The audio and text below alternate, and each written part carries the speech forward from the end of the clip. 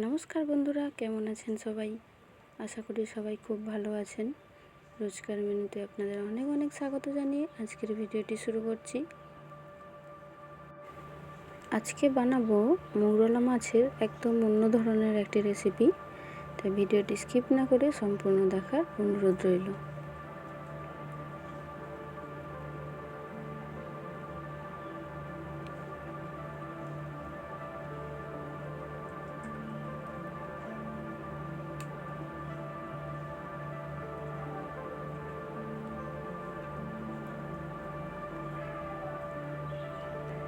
এখানে আমি মৌরলা মাছ নিয়ে নিয়েছি।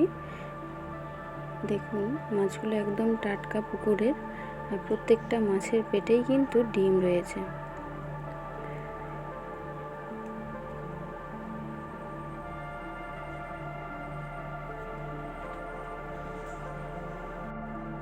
মাছগুলো আমি কেটে ভালো করে ধুয়ে পরিষ্কার করে নেব। আর এখানে আমি টক বানাবো, তাই আমি এখানে তেঁতুল নিয়ে নিয়েছি। তেঁতুলটা পুরনো তেঁতুল কিন্তু যতই পুরনো হবে তার স্বাদটা ততই বেশি হয়। আর আমি এখানে মাছগুলো কেটে ধুয়ে ভালো করে পরিষ্কার করে লবণ হলুদ মাখিয়ে নিয়েছি। এরপর আমি কড়াই তেল দিয়ে মাছগুলো ভেজে নিচ্ছি। মাছগুলো আমি উল্টে পাল্টে লাল লাল করে ভাজা করে নেব।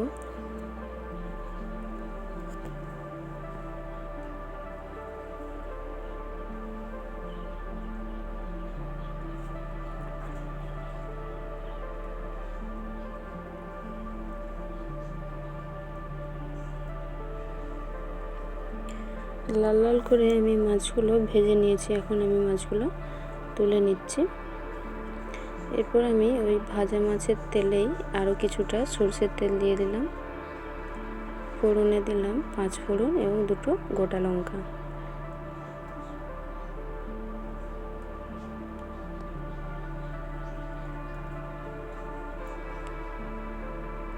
এরপর আমি যে তেঁতুলটা ভিজিয়ে রেখেছিলাম সেগুলো ছেঁকে নিয়ে বাকি যে অংশ জলটা ছিল আমি টকটা এখানে দিয়ে দিচ্ছি। এরপর আমি একটু বেশি পরিমাণেই জল দিচ্ছি।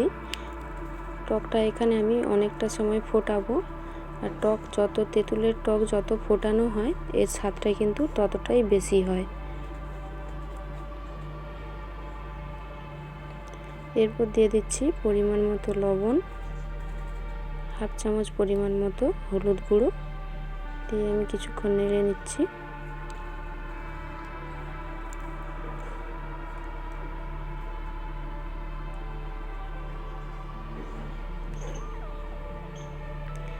এরপর আমি প্রায় 15 থেকে 20 মিনিট টকটা এইভাবে ফুটিয়ে নিচ্ছি।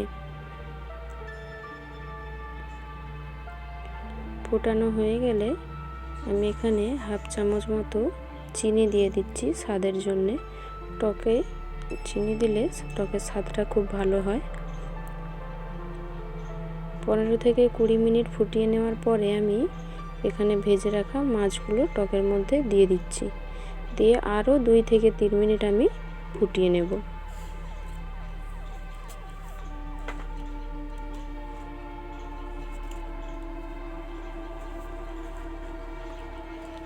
এরপর আমি এখানে 2টো চেরা কাঁচা লঙ্কা দিয়ে দিচ্ছি 2 থেকে 3 মিনিট ফুটিয়ে নেওয়ার পরে। দেখুন, টকের পরিমাণটাও কিন্তু অনেকটাই ফুটে গেছে।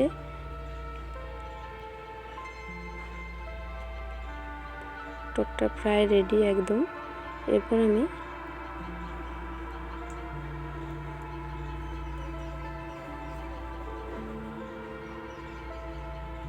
গ্যাসটা অফ করে দিয়েছি। দিয়ে আমি এখানে প্রায় 1.5 টেবিল চামচ পরিমাণ মতো সরষের তেল ওপর থেকে দিয়ে দিচ্ছি। দিয়ে সামান্য নেড়ে চেড়ে আমি এটি নামিয়ে নেব।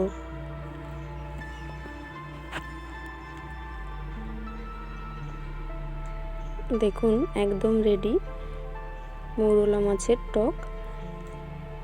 কালারটাও বেশ দারুণ এসেছে এবং খেতেও কিন্তু খুবই সুস্বাদু হয়েছিল।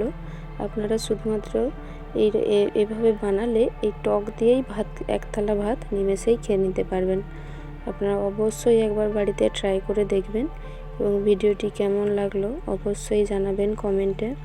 ভিডিওটি ভালো লাগলে একটি লাইক করে চ্যানেলটি সাবস্ক্রাইব করে দেবেন এবং পাশে থাকা বেল আইকনটি অন করে দেবেন, যাতে আমি কোনো ভিডিও ছাড়লে আপনাদের কাছে নোটিফিকেশান চলে যায়। সবাই ভালো থাকবেন, সুস্থ থাকবেন। দেখা হবে পরের একটি ভিডিওতে।